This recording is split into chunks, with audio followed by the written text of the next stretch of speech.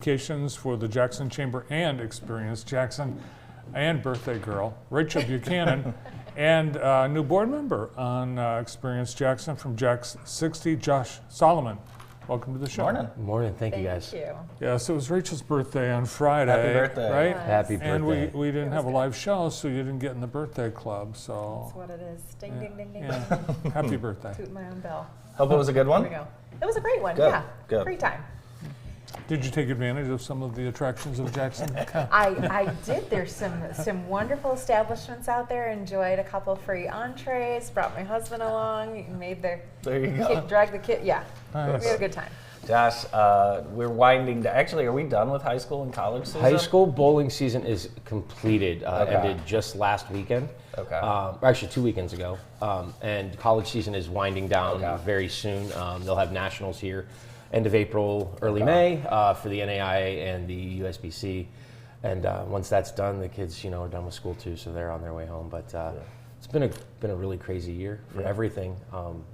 If you guys could have been there for the state finals, the final match on the boys' side of the state finals was probably one of the best final matches I've seen in my life.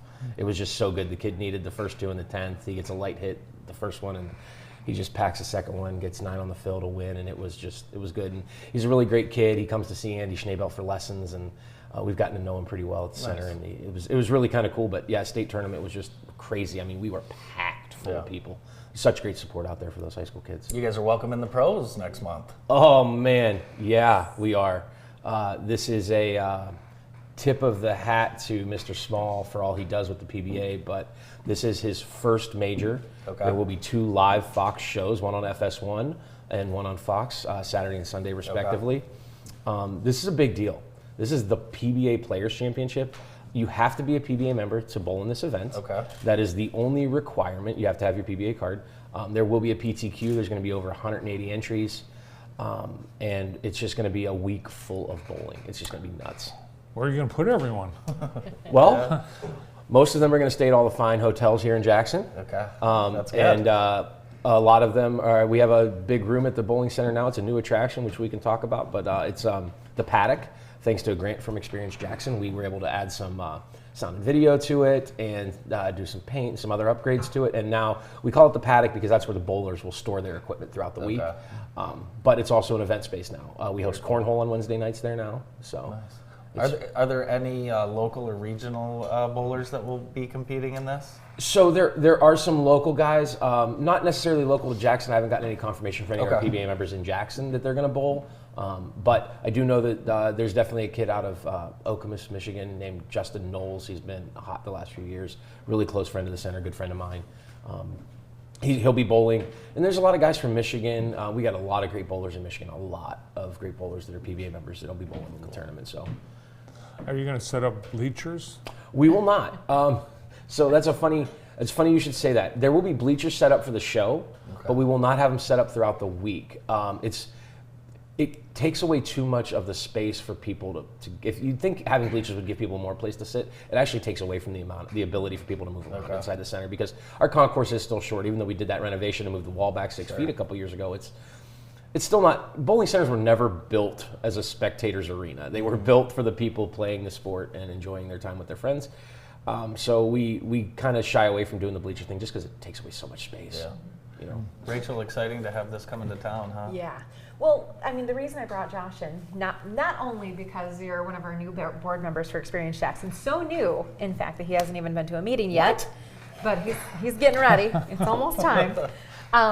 We have so many partners in Jackson that are public-facing, as is JAX 60, but there's some things going on in the background. Like you said, it's not necessarily something where everyone in town can squeeze in and enjoy, a PBA event. But this is a giant event coming into our town, bringing people to Jackson, encouraging them to experience what we have, letting them know about this great community. Josh is a great advocate for that. So that's why he's a perfect match to partner on what we do.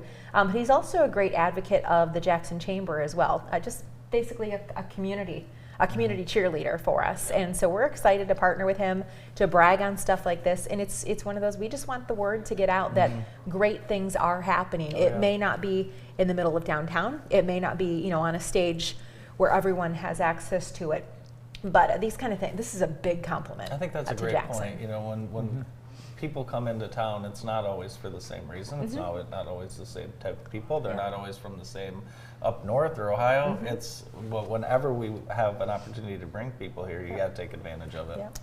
But how unusual is it for a community to have a 60-lane bowling center, Josh? So it's getting more unusual by the day, if I'm being honest. Bowling centers this large don't exist everywhere, and when they do exist, there's one every 50 or 100 miles. Yeah. The next closest one that's our size is Lansing. You got Royal Scott up there, which is 60 lanes, and then you've got Thunderbolt over in Allen Park, which is 90 lanes. You've got a couple of bigger centers, M66 over in Battle Creek, I do believe has, I think it has 60 lanes at least. And they're getting fewer and farther between. The hardest thing is that, again, bowling centers were built in the 50s and 60s, and the machines that are in them were built in the 50s and 60s. And for centers to continue to operate, the cost sometimes just becomes too exorbitant. We're very lucky to have the ownership that we have and the partnerships that we've built throughout the industry to be able to continue to maintain our facilities the way we do. It can become very difficult for a lot of other centers. So that's kind of what we've done is we've gone into a lot of centers in our group of 6. We've gone in and we've done our best to take what was there, add our little flavor to it, spice them up a little bit, give the community something they can be proud of again, and then continue to maintain them to a degree that everybody can be happy with. So, Do you ever have to run down the gutter and climb under the thing and dislodge something? yeah, well, yeah. Yeah, it's been, let's see, I just turned 40 in August, so it's been, 26 years I've been in the bowling business as an employee of a bowling center or a pro shop. I started out as a pin chaser, and I did that exact thing. Awesome. Well, great to have you both here. We'll look forward to welcoming the pros to Jackson. Thank you. Thank you. Yeah, thank From, you guys. JAX 60, Josh Solomon, and from the Chamber and Experience Jackson, Rachel Buchanan. More of the morning show after this.